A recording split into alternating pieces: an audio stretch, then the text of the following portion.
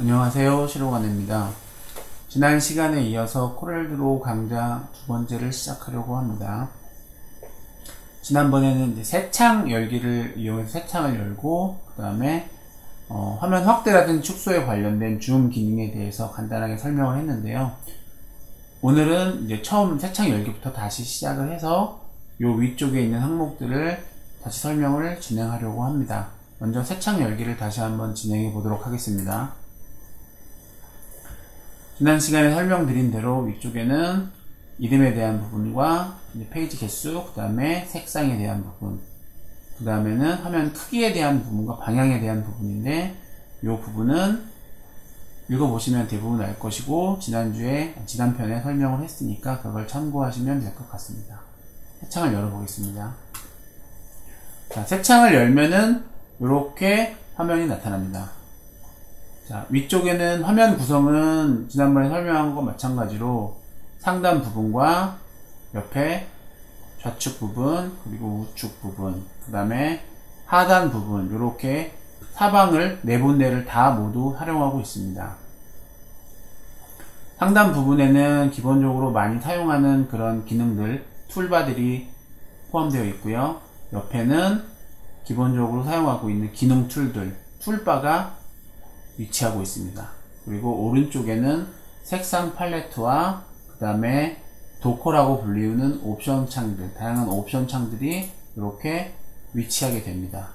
처음에는 아마 이 도커 부분이 있을 수도 있고 없을 수도 있습니다. 만약에 실수로 창을 껐다고 하더라도 당황할 필요 없이 이 윈도우에 이 도커라는 항목이 있는데, 이 항목에서 체크박스를 체크해주면 다시 나타나게 됩니다. 이게 화면을 많이 차지하기 때문에 모든 창을 열어놓고 사용하기 힘들어서 그때그때 필요한 창을 꺼내거나 혹은 이렇게 닫아가지고 사용하는 것을 추천드립니다. 그리고 아래쪽에는 현재 사용하고 있는 것들에 대한 상태라든지 왼쪽에는 간단한 설명들이 나타나게 됩니다. 요 제일 많이 보이는 부분이 요 부분인데, 칠하기 색상과 외곽선 색상, 요 두 가지의 현재 색상을 나타냅니다. 대각선 빨간색 선은 없음을 뜻합니다. 이 부분의 색상을 변경하고 싶으면 오른쪽에 있는 색 팔레트에서 채우기 색상은 왼쪽 버튼 클릭, 검은색을 클릭해 보겠습니다. 이렇게 색상이 변경된 것을 알 수 있습니다. 그리고 외곽선 색상은 우측 버튼 클릭, 마우스 우측 버튼으로 빨간색을 클릭해 보겠습니다. 클릭하면 이렇게 색상이 변경된 걸 알 수 있습니다. 이 상태에서 선을 그리면 외곽선 색상만 영향을 받고, 도형을 그리면 외곽선 색상과 칠하기가 동시에 영향을 받습니다. 자, 이번에는 위쪽에 있는 메뉴를 설명드리겠습니다. 맨 위에 있는 메뉴는 파일, 에디트, 뷰, 레이아웃 상당히 기능이 많기 때문에 이 기능들을 한 번에 모두 설명드리는 건 사실상 어려울 것 같고, 필요할 때마다 그때그때 찾아가면서 사용하는 걸 추천드리겠습니다. 그리고 보시면은 대충 알만한 건 알고 모를만한 건 찾아봐야 되기 때문에, 기본적으로 이제 그 구글이나 이런 곳에서 코렐드로우라고 치시고 그 다음에 한 칸 띄고 위에 있는 메뉴에 있는 이런 항목들의 이름을 검색을 하시면 사용하는 방법이라든지 아니면 설명에 대한 것들을 쉽게 찾을 수 있는데, 하나의 단점이 있다면은 이제 한글로 된 자료가 별로 없고, 유튜브에는 그래도 예전 강의들이 좀 있어가지고 예전 강의들을 좀 보시면 도움이 될 것 같은데, 외국 자료를 보시더라도 사실은 이게 그냥 다 화면상에서 클릭하는 순서가 보이기 때문에 외국 자료들을 보셔도 크게 이해하는데 어렵진 않을 겁니다. 이제 요 메뉴바는 필요할 때마다 찾아보는 걸로 하기로 하고요. 그 다음에 이제 있는 요 툴바인데, 이제 많이 사용하는 기본적인 항목들이 포함되어 있기 때문에 요 항목들을 좀 설명을 하도록 하겠습니다. 처음에 새 창 만들기 부분, 그 다음에 파일 열기 부분.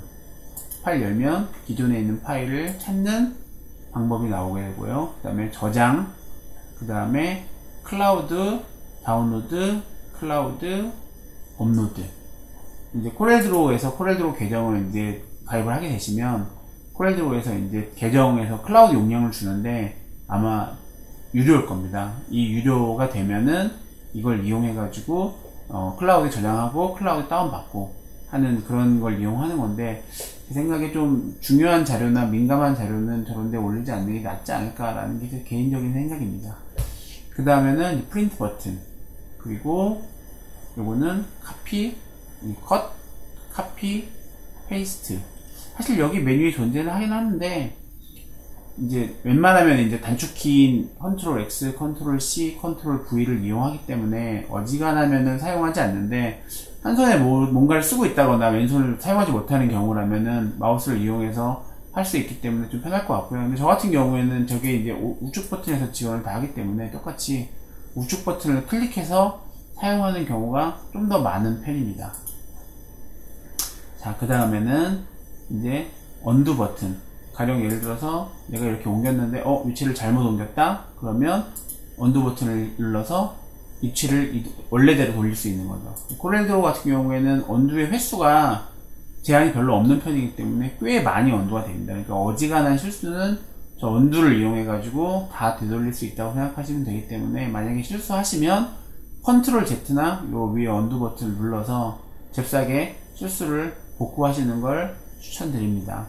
그 다음에 이제 리두인데, 이거는 내가 언두를 했다가 잘못했다, 다시 돌아가야겠다 라고 한다면 리두를 누르면 다시 원래 상태로 돌아가게 됩니다. 언두의 반대죠. 근데 리두는 사실 써본 적이 많지 않습니다. 그 다음에는 임포트와 익스포트.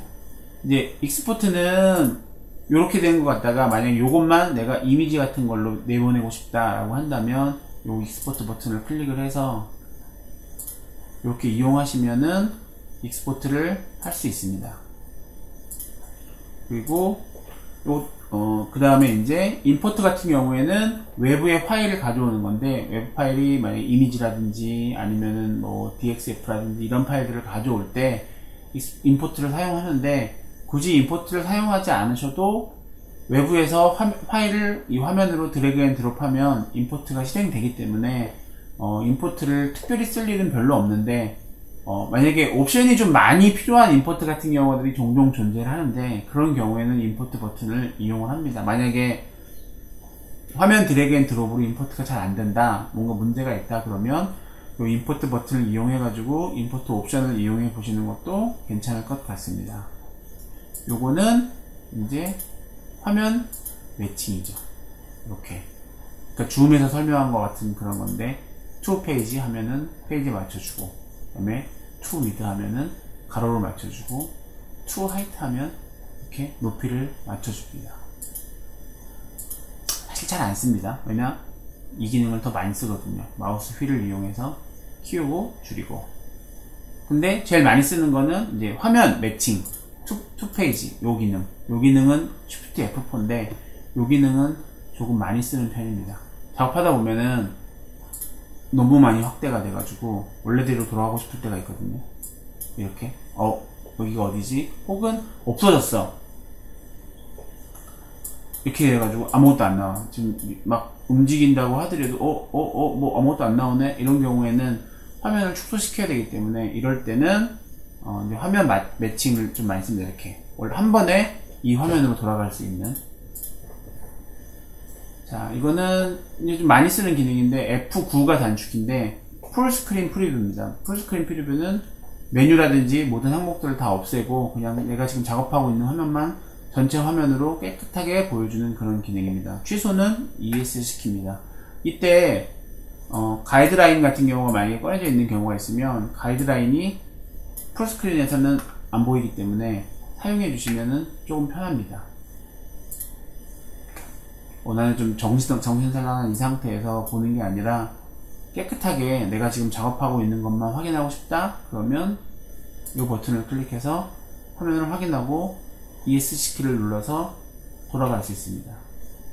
그리고 그 다음에 있는 거는 이제 여기 보시면은 요 위 옆에 항목이 있는데, 요 항목을 나타나게 했다, 나타나지 않게 했다 하는 역할을 해주는 버튼인데, 이 항목이 왜 중요하냐면 사실 여기 써있는 눈금은 볼 일이 사실 별로 없는데 이 자 항목이 없으면 이렇게 가이드라인을 꺼낼 수가 없습니다. 가이드라인은 요 자 부분에서 룰러 부분에서 꺼내기 때문에 가이드라인을 꺼내기 위해서는 꼭 자 항목이 보임으로 되어 있어야 됩니다. 이 가이드라인은 상당히 많이 쓰기 때문에 반드시 필수적으로 필요하다고 할 수 있습니다. 만약에 여기서 이걸 꺼주면 자 항목이 사라지게 됩니다. 자, 그 다음에 이 부분은 그리드. 그리드는 전체 화면을 격자로 채워주는 건데 이렇게 화면을 축소해보면 이렇게 격자가 꽤 큰데 하나의 격자가 꽤 큰 편이라 저는 많이 쓰지 않는데 이 격자 크기도 아마 조정이 가능한 걸로 알고 있습니다. 근데 저는 이 격자를 쓸 일이 별로 없어서 이 격자를 잘 안 쓰고 꽤 많은 경우 이제 가이드라인을 이용하기 때문에, 왜냐면은 꼭 5mm 간격으로 칸이 필요하다거나 10mm 간격으로 칸이 필요한 경우라면은 써도 되겠지만 그렇지 않은 경우라면은 그리드를 쓸 일이 별로 없어서 그리드를 거의 사용하지 않습니다. 그리드를 꺼주고 쓰는 편이고, 요거는 이제 가이드라인을 보였다 보이지 않았다 하는 그런 기능입니다. 만약에 작업하다가 가이드라인 정신이 없어서 화면 파악이 잘 안된다, 그때는 가이드라인 일단 끄고 이런 내용이구나, 다시 가이드라인이 필요하면 다시 켜고, 이렇게 볼 수도 있고, 아까 전에 설명드린 F9를 이용해서 가이드라인 없이 현재 화면을 확인할 수도 있기 때문에 저는 저 버튼보다는 F9 버튼을 더 많이 이용하는 편입니다. 자, 그 다음에는 스냅 오프 기능인데, 스냅이 뭐냐면, 스냅은 이렇게 있는 안에 있는 항목을 이렇게 이동을 하면은 이렇게 딱 어딘가에 갖다 붙여주는, 이렇게 요거를 이렇게 끌어가지고 이동하면 이렇게 내가 요 라인에 붙이고 싶다, 이렇게 요런 경우가 이제 스냅이라고 합니다. 갖다 붙는 걸 스냅이라고 하는데, 이 스냅이 대부분 편리한 기능이지만 간혹 좀 불편할 때가 있습니다. 언제냐면은 이렇게 만약에 해서 요 항목을 정말 요 선 바로 근처까지만 가고 싶다, 바로 옆에, 근데 이렇게 자동으로 붙어버리기 때문에 요쯤에 위치시키고 싶을 때 스냅이 방해가 되는 경우가 종종 있습니다. 그럴 때는 스냅을 끄고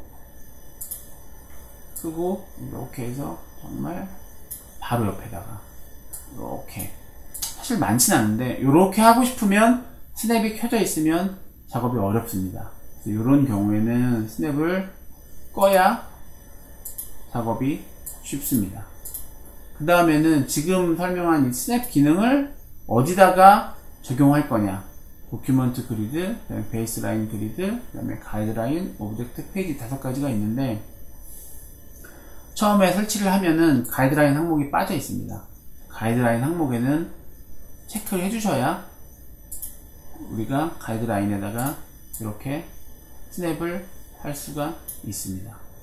가이드라인에 만약에 빠져 있으면 보기에 갖다 놓은 것 같아도 확대해서 보면은 이렇게 벗어나 있는 경우가 많습니다. 스냅을 가이드라인에 붙임을 꼭 체크를 해주시는 게 좋습니다. 그래서 요 윗부분에 있는 부분은 사실 거의 바뀌는 부분이 없습니다. 항상 고정적으로 나타나는 부분이고, 쓸 거는 사실은 요 부분, 요 확대 부분과 요 스냅 부분, 그 다음에 요 부분이고, 그 다음에 요 익스포트, 임포트, PDF 부분은 사실은 저 같은 경우에는 버튼보다는 단축키를 더 이용하는 편입니다. 임포트는 컨트롤 I고 익스포트는 컨트롤 E인데 요걸 더 많이 이용하지, 사실 버튼을 어지간하면 잘 안 누르기 때문에 단축키를 익혀두시는 것도 좋은 선택이라고 생각을 합니다. 그래서 오늘은 이번 편은 여기까지 설명을 하도록 하고, 다음에는 요 왼쪽에 있는 실제 기능을 담당하는 툴바, 그 다음에 요 툴바에 따른 요 옵션들, 그 다음에 이 우측에 있는 것도 옵션이기 때문에 요 옵션들에 대한 설명을 다음 시간에 다시 설명을 하도록 하겠습니다. 이번 편은 여기까지 하도록 하겠습니다. 감사합니다.